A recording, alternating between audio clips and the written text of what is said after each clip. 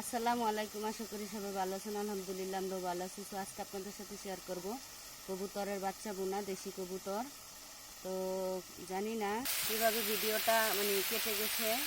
তো এখানে আমি সব আদা বাটা, রসুন বাটা, জিরার গুঁড়ো, হলুদ, মরিচ, লবণ দিয়ে দিয়েছি। এখন দিলাম গরম মশলা, পেঁয়াজটা ভেজে নিয়েছিলাম।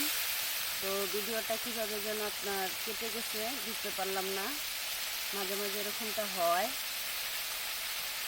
তো এখন আবার আর কি শুরু করলাম। প্রায় মশলাটা আমার কষানোই হয়ে গেছিলো।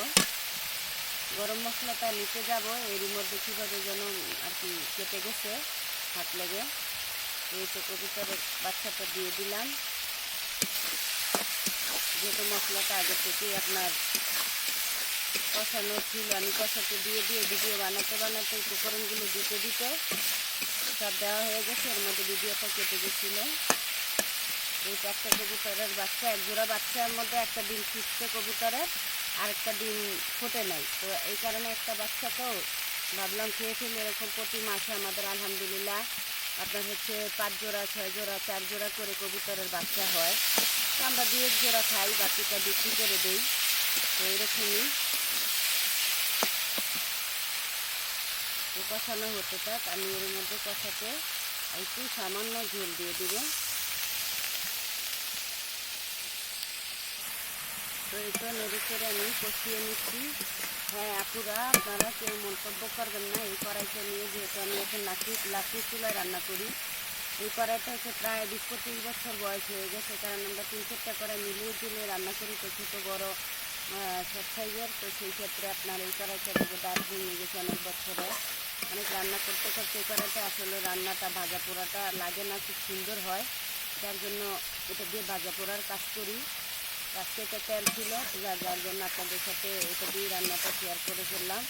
তো আপনারা দেখি অনেক আপুরা অনেক ভিডিওতে গিয়ে কমেন্ট করেন যে নোংরা, অপরিষ্কার। তো আজ পর্যন্ত আমার যদিও কোনো কমেন্ট আসে নাই আমার ভিডিওতে। তো অন্যান্য পেজে গিয়ে দেখি আপনারা অনেক রকমের ভিডিও মন্তব্য করেন অনেকের ভিডিওতে। তো সেই ক্ষেত্রে আমি বলে রাখলাম আগে থেকেই, এই যে যেহেতু লাকড়ি চুলা রান্না করলে অনেক বছর হয়ে গেলে ওটা অনেক সুন্দরভাবে পরিষ্কার হয় না। যতই আপনি পরিষ্কার করে মাজা ঘষা করেন না কেন কড়াই, দেখেন এরকম পুরনো হয়ে গেলে ওইটা আর পরিষ্কার হয় না। তো এগুলো আসলে বলার কিছু নাই। তো এই তো আপুরা কষানো হয়ে গেছে।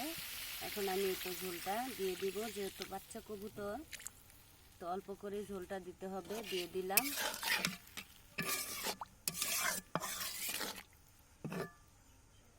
হতে থাকুক। আর হ্যাঁ, আমার ভিডিও আমার পুরান আপু যারা দেখেন তারা জানেন আমি রান্নাতে তেজপাতা আসলে বেশি একটা ব্যবহার করি না। যে হয় বিরিয়ানি, পোলাও, আপনার যে কিছুই হোক, তেজপাতাটা আমি বেশি পছন্দ করি না। কারণ তেজপাতাটা দিলেও যেই ঘ্রাণটা আসে, না দিলেও সেই ঘ্রাণটা আসে। তো যার জন্য আমি কোনো রান্নাই দেই না। থাকে কিনে এনে রাখি, মাঝে মাঝে 2-1 জায়গায় দেই, আবার দিতে ভুলেও যাই, আবার ইচ্ছা করেও দেই না। এটাও আপনারা কিছু মনে করবেন না। নতুন যারা, যদি নতুন কোনো আপুরা দেখেন, কিছু মনে করবেন না। তেজপাতাটা দিলেও হয়, না দিলে হয়, এটা অপশনাল, যার যার পছন্দ। তো দেখেন রান্নাটা হয়ে গেছে, এখন আমি নামিয়ে নেব। তো এই তো নামিয়ে নিয়েছি তরকারিটা। তো দেখেন কতটা সুন্দর হয়েছে। চুলে আরেকটা কড়াই বসিয়ে দিয়েছি, যেহেতু আমি আরেকটা রান্না করব। তো এটা আপনাদের সাথে শেয়ার করব না, ভিডিওটা বড় হয়ে যাবে।